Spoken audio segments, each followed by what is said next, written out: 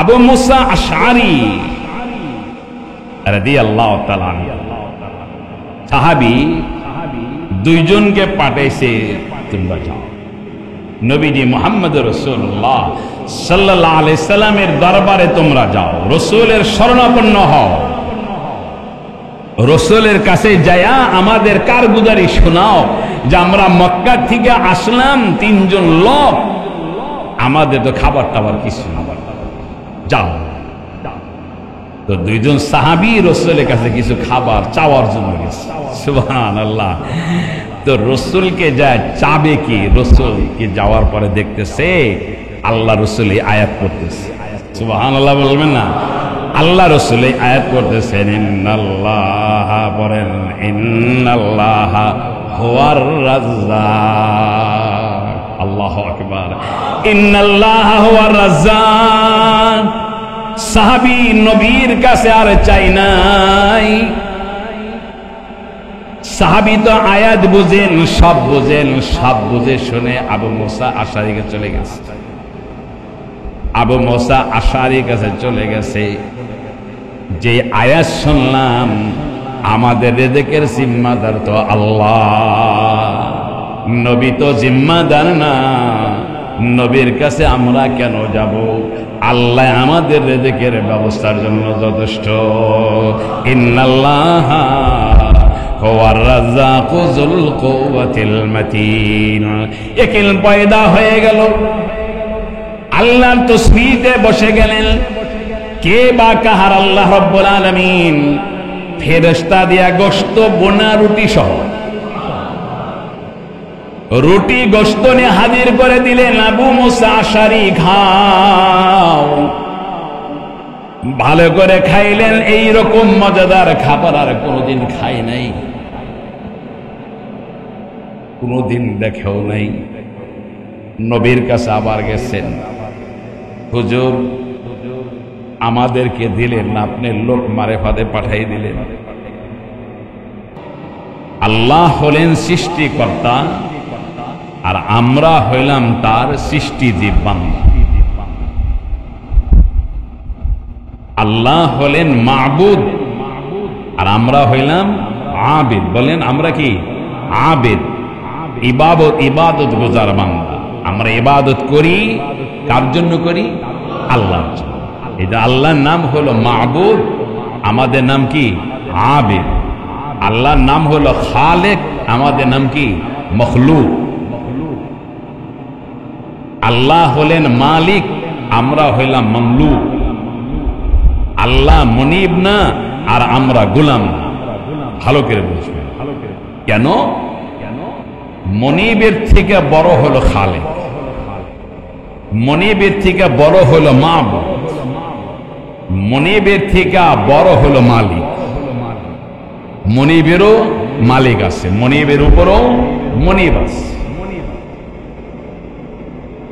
কেন? যে মনিব সব সময় নির্ভরশীল হয় গোলামের উপর। বাড়ির মালিক নির্ভরশীল ভাড়াটিয়ার উপর, দোকানের মালিক কর্মচারীর উপর নির্ভরশীল। কথাটা বুঝেন নাই? বাবা ছেলের উপর নির্ভরশীল, ছেলে কামাই করে দিবে, বাবা খাবে, কর্মচারীরা কামাই করে দিবে, মহাজন খাবে।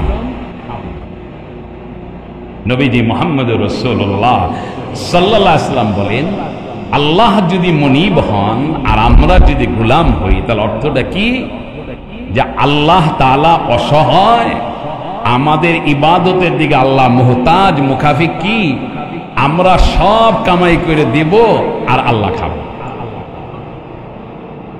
কত সুন্দর মুফাসসিরিনে কেরাম ব্যাখ্যা দিচ্ছেন না? আব্দুল্লাহ ইবনে উমর রাদিয়াল্লাহু তাআলা আনহু এই ব্যাখ্যাটা দিচ্ছেন যে আল্লাহর সাথে বান্দার সম্পর্ক হইল খালেক মখলুকের সম্পর্ক, মালিক এবং মামলুকের সম্পর্ক, আবেদ এবং মাবুদের সম্পর্ক। কারণ মনিব সবসময় গোলামের দিকে মুখাফিকি হয়, আল্লাহ তো বান্দা বান্দাদের মুখাফিকি না। বরং নবীজি মুহাম্মদ রাসূলুল্লাহ সাল্লাল্লাহু আলাইহি সাল্লাম বলেন, খুব মনের কান্দা শুনবো। আল্লাহ রসুল বলেন, সারা দুনিয়ার মখলুক প্রত্যেকটা মানুষ যদি আবেদ হয়ে যায়, 1 মিনিটের জন্য আল্লাহর জিকির বন্ধ করার, অস্বীকারী কেউ নাই, সবাই আল্লাহ আল্লাহ হয়ে গেছে, সবার মুখে আল্লাহ।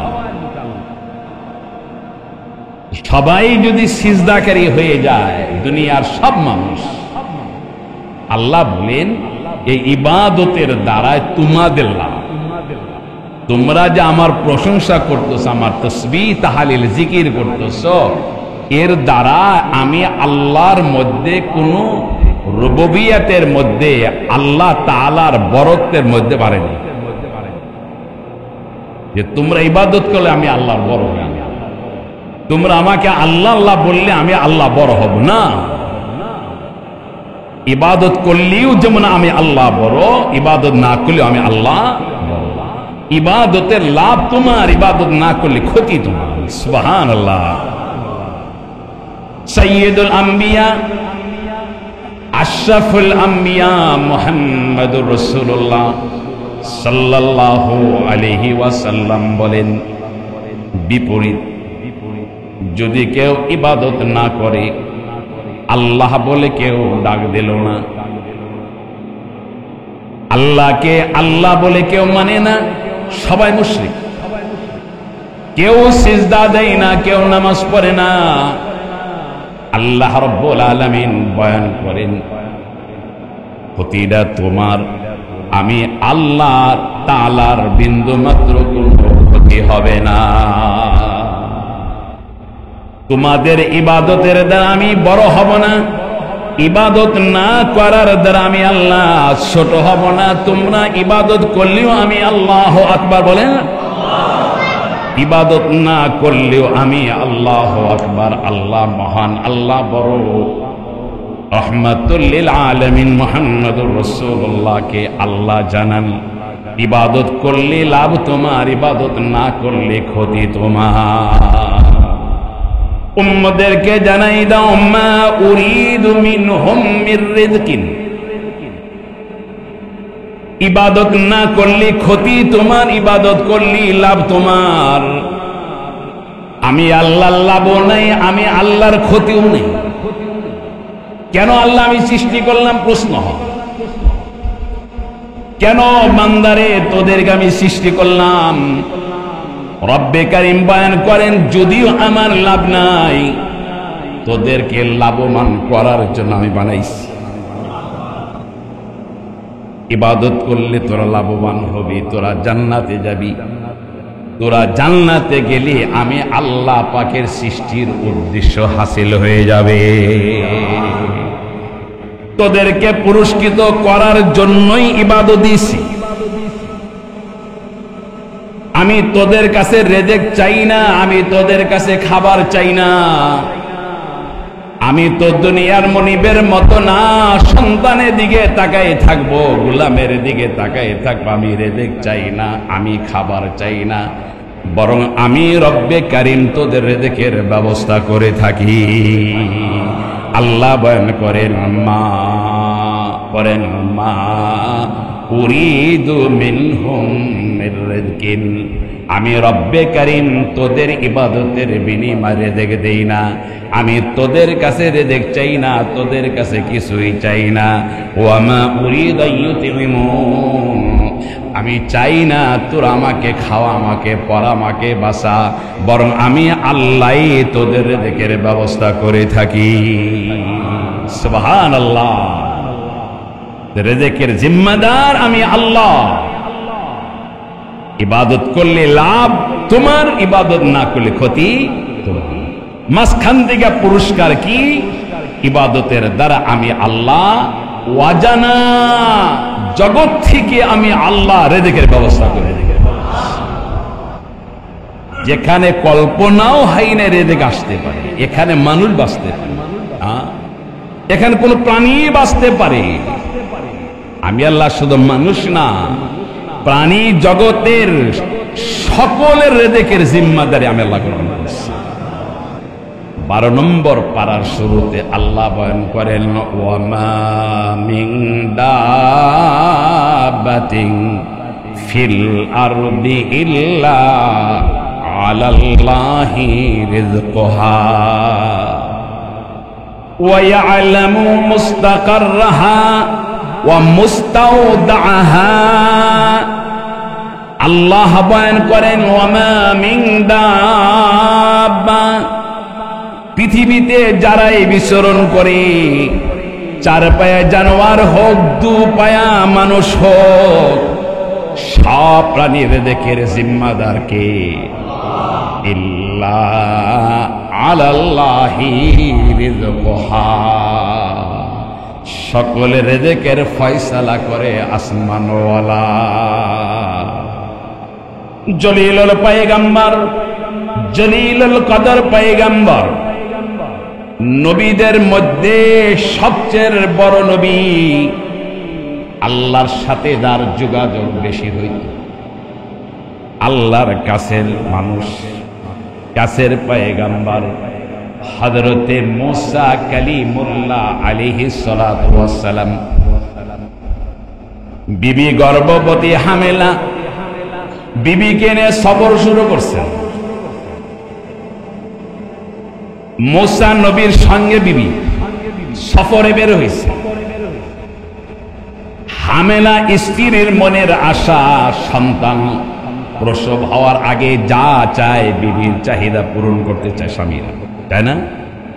খাবারের, পোশাকে সব চাহিদা পূরণ করতে চায়, পূরণ করুন। বিবির হক আগে, ভিন্ন মহিলার হক আগে না। যেই বিবি স্বামীর জন্য দোয়া করবে, আর যেই স্বামী স্ত্রীর জন্য দোয়া করবে, প্রতিটা আমিনের মধ্যে আল্লাহ 70 বছর নফল ইবাদতের সওয়াব দান করবে। হাবিবে কিবরিয়া বয়ান করেন মূসা নবী বের হইছে, বিবি হামেলা গর্ভবতী মহিলা। হঠাৎ করে রাস্তার মধ্যে প্রসব বেদনা শুরু হয়ে গেছে, ডেলিভারির সময় হয়ে গেছে। মূসা পয়গম্বর, শীতকাল ছিল, সন্তান প্রসব হবে, দুনিয়াতে আসবে, মানুষ নাই, জন নাই, খাবার নাই, আগুন নাই, কিছুই নাই। সন্তানকে কিভাবে বাঁচাবো, বিবিকে কিভাবে বাঁচাবো?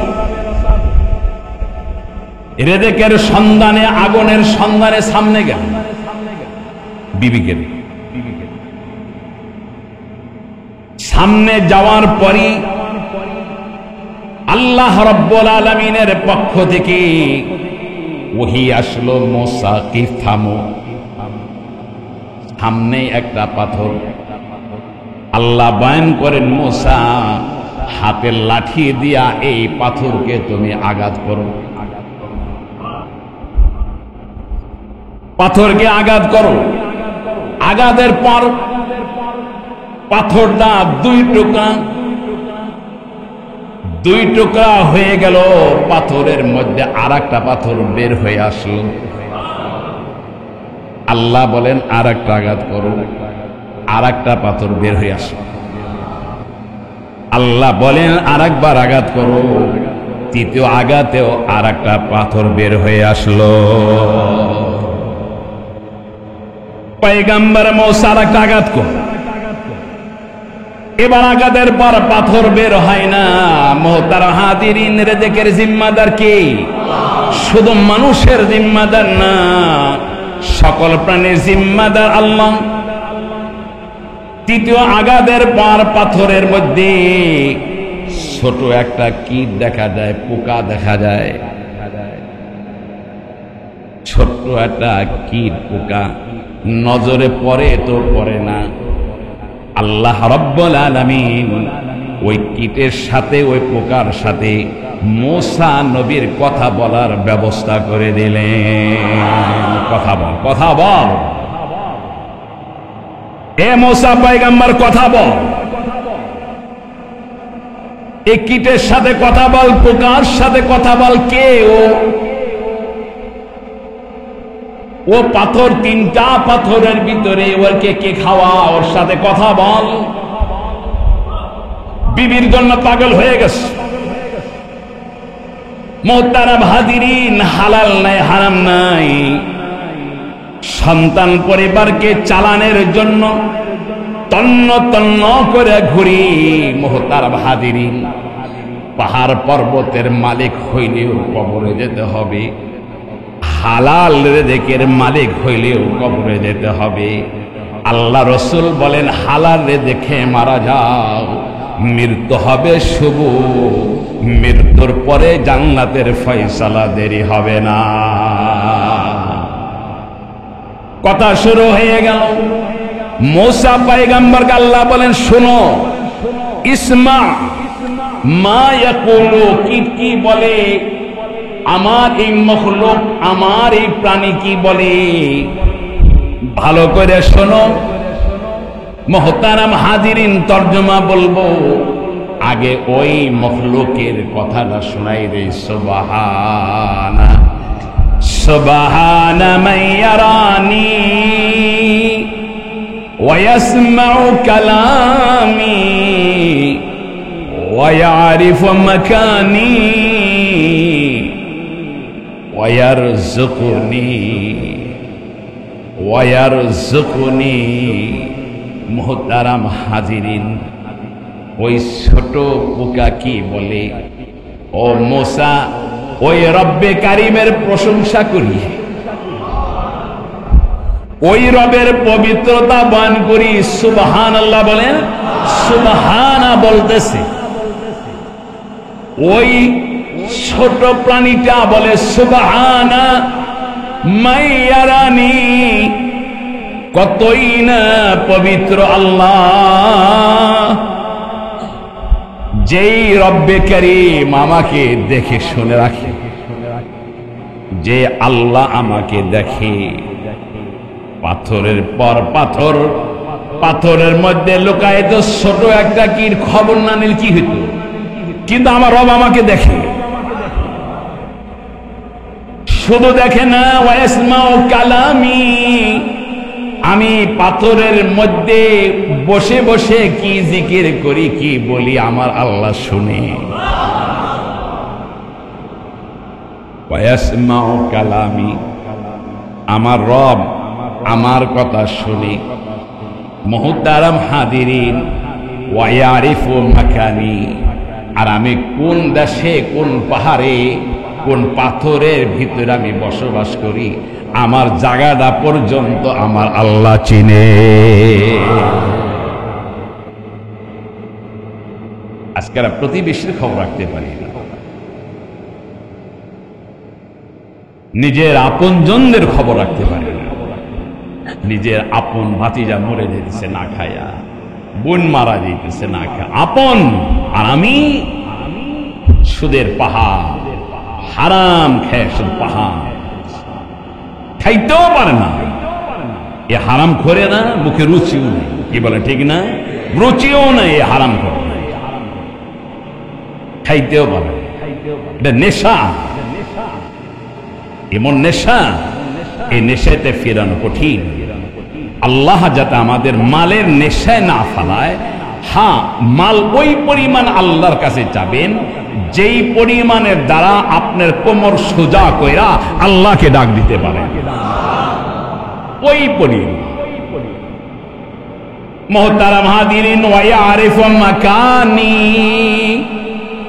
আমার আল্লাহ আমার জায়গা চিনে, আমার জায়গা চিনে। আল্লাহু আকবার, জায়গা চিনে, কই থাকি, কই বসবাস করি, কোথায় আমি জিকির করি। ওয়া ইয়ারিফু মাকানি। মুহতারাম হাজিরিন, রাহমাতুল লিল আলামিন মুহাম্মাদুর রাসূলুল্লাহ সাল্লাল্লাহু আলাইহি সাল্লাম বলেন, এরপরে ওই ছোট প্রাণী, ওই ছোট কীটটা বয়ান করে, ওয়াসমাউ কালামি, আমার রব, আমার আল্লাহ আমার জন্য সব ধরনের খাবারের ব্যবস্থা করে। ওয়ারযুকুনি, আমার রিজিকের ব্যবস্থা করে। আমি কি খাই, আমার জন্য কি খাবার, আমি রব্বে কারিমের কাছে চাওয়ার আগে রেজেক আসে, ওয়ায়ারযুকুনি, আমার রেজেক ওই জায়গায় পৌঁছায়।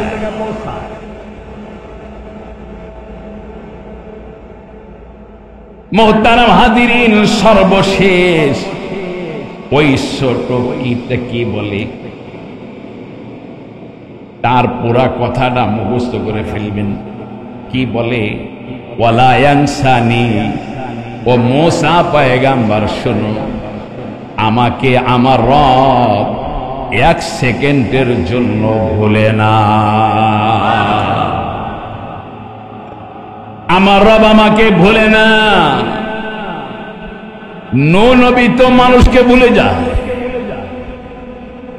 মানুষ মানুষকে ভুলে, মনিব গোলামকে ভুলে যায়, মখলুক রে খালেক ভুলে না, মালিক মমলুক রে ভুলে না, মাবুদ আবেদকে ভুলে না। মোহতার হাজিরিন, সুবহানা मैं यारानी वयस्माउ कलामी वयारिफ मकानी वयरजुकुनी वला यंसानी। मोहतार हाजिरिन, আল্লাহর নবী পয়গম্বর মুসা আলাইহিস সালাতু ওয়াস সালাম, এবার আল্লাহ তাআলা বয়ান করেন, যাও মুসা, যাও যাও বিবির কাছে যাও, আমি রব্বে কারিম তোমার বিবিকেও আমি ভুলি না।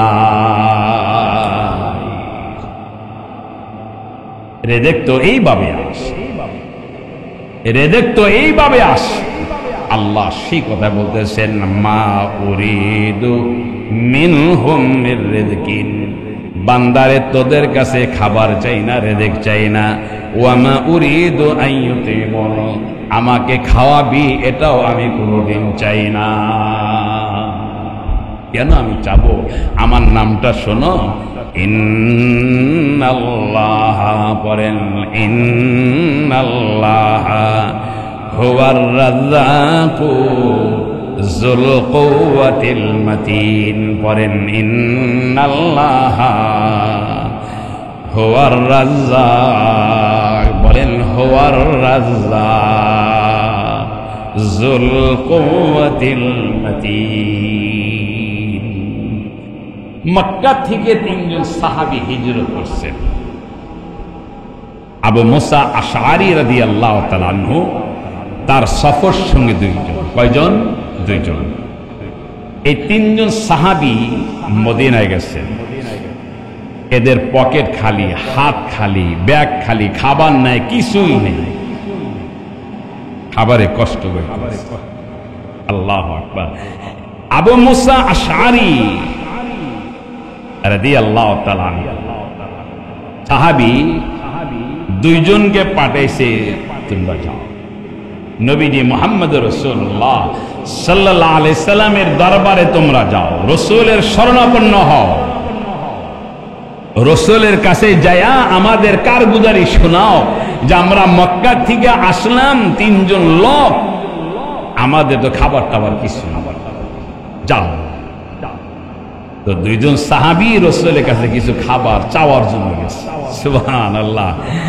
তো রাসূলকে যায় চাবে কি, রাসূলকে যাওয়ার পরে দেখতেছে আল্লাহ রাসূল এই আয়াত পড়তেছে। সুবহানাল্লাহ বলবেন না? আল্লাহ রাসূল এই আয়াত পড়তেছেন, ইন্নাল্লাহ, বলেন ইন্নাল্লাহ হুয়ার রাজ্জাক। আল্লাহু আকবার। ইন্নাল্লাহ হুয়ার রাজ্জাক। সাহাবী নবীর কাছে আর চাই নাই, সাহাবী তো আয়াত বুঝেন, সব বুঝেন, সব বুঝে শুনে আবু মুসা আশআরীকে চলে গেছে। আবু মুসা আশআরীর কাছে চলে গেছে, যে আয়াত শুনলাম, আমাদের রিজকের জিম্মাদার তো আল্লাহ, নবী তো জিম্মাদার না, নবীর কাছে আমরা কেন যাব? আল্লাহ আমাদের রিজকের ব্যবস্থার জন্য যথেষ্ট। ইন্নাল্লাহ হুয়ার রাজ্জাকু যুল কুওয়াতিল মাতিন। ইয়াকিন পয়দা হয়ে গেল, আল্লাহর তাসবিহতে বসে গেলেন। কে বা কাহার? আল্লাহ রাব্বুল আলামিন ফেরেশতা দিয়া গোশত বোনা রুটি সহ রুটি গোশত নিয়ে হাজির করে দিলেন। আবু মুসা আশারি খাও, ভালো করে খাইলেন। এই রকম মজাদার খাবার আর কোনোদিন খাই নাই, কোনোদিন দেখেও নাই।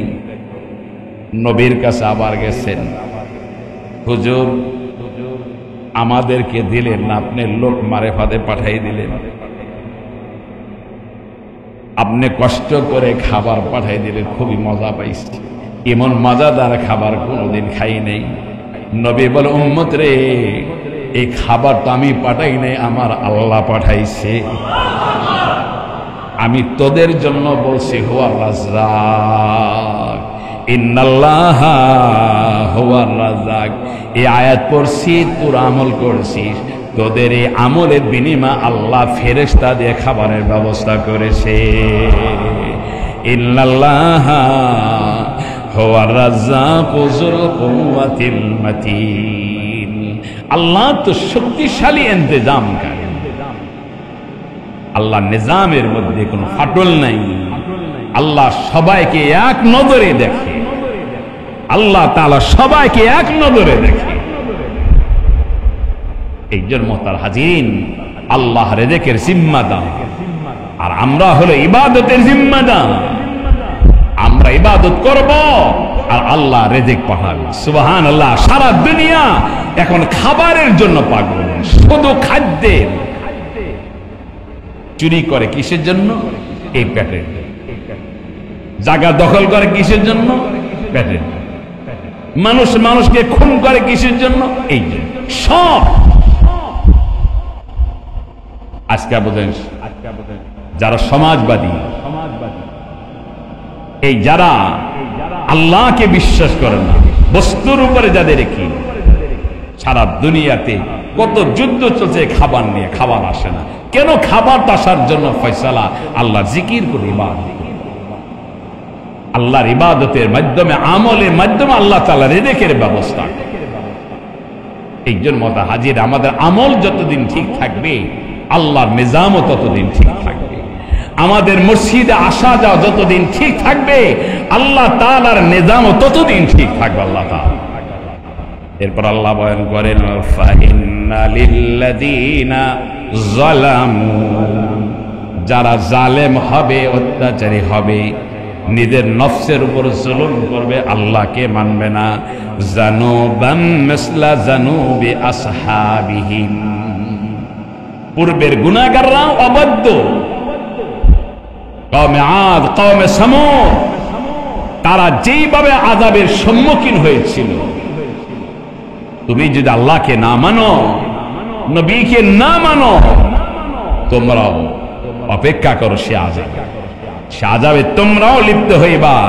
এই জন্য তো মুহতার হাজিরিন, এখন তো খাবার অভাব নাই, কিন্তু খাবার খেয়ে তেমন অসুস্থ হয়ে যাইতেছে। হ্যাঁ, যে মেডিসিন মিশায়, কত কিছু মিশায়, মাছটা 10 দিন 5 দিন আগে মাছটা তাজা দেখা যায়। আমি মাদ্রাসায় 6 নম্বর মাসে 3 বছর আগে একটা আপেল রেখে দিয়েছি, এখন আপেলটা তাজা রয়েছে, ওইভাবে সব। কি মেডিসিন মিলেছে? আল্লাহ তাআলা এই আপেলটা তো আপনার রিজিকের জন্য বানাইছে, আর আমি আপনি কি করলাম? বিষ মিশাইয়া বিক্রি করার জন্য তাজা বানাইলাম, আর একটা মানুষ যাতে মরে যায় খায়। মাছের জিহ্বার মধ্যে মেয়ের জামটা মারে, যে তাজা দেখা যায়। এক গাছের ফল আর এক গাছের পাতা দিয়ে সাজায়, দেখছেন না? পিয়ারা গাছের পাতাকে আমরা চিনি না? হ্যাঁ, পিয়ারা বেচতেছে আর এক গাছের পাতা।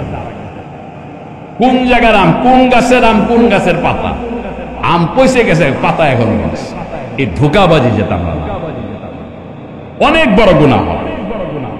আল্লাহ রাসূল বলেছেন, ওয়ালা তানাজাসু, প্রতারক হইও না। এই জন্য ইবাদতের অর্থ দুইটা। কয়টা অর্থ? দুইটা।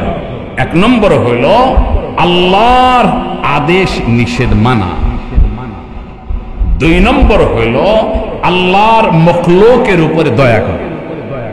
বাস, এটা মনে রাখবি। ইবাদত দুই অর্থ, এই দুই জিনিস করলেই ইবাদত সহজ হয়। আল্লাহ তাআলার আদেশ নিষেধ মানা, আর আল্লাহর সৃষ্টিজীবের উপরে কি করা? দয়া করা, রহম করা। আমরা এটা দয়া করলাম, রহম করলাম। সাধারণ সাধারণ জিনিস একটু যদি আমরা ত্যাগ স্বীকার করি, আমার আপনার জন্য জান্নাত ফরজ হয়ে যাবে। সুবহান, জান্নাত ফরজ। আরে ভাই, আমার ভাঙকিনে 100 টাকা ভাঙকি দাও, ভাঙটি দেওয়া যাবে না। তার হাতে কি ভাঙটি আছে? হয় না? না না, দেওয়া যাবে না। আমি ব্যবসা করুন কেন? ব্যবসা করুন কেন? অতএব কর্জে হাসানা দিলেন, এই ভাঙ্গায় দিলেন আপনি টাকা, তার মুসিবত আপনি দূর করলেন। আল্লাহ এটাও কেউ লেখা রাখবে যে আমার বান্দা ওর মুসিবত দূর করছিল, কষ্ট সমস্যা সমাধান করছিল। ও যদি কোনো জায়গায় আটকা যায়, আমি আল্লাহ ওকে সমাধান করে জান্নাতে দিই।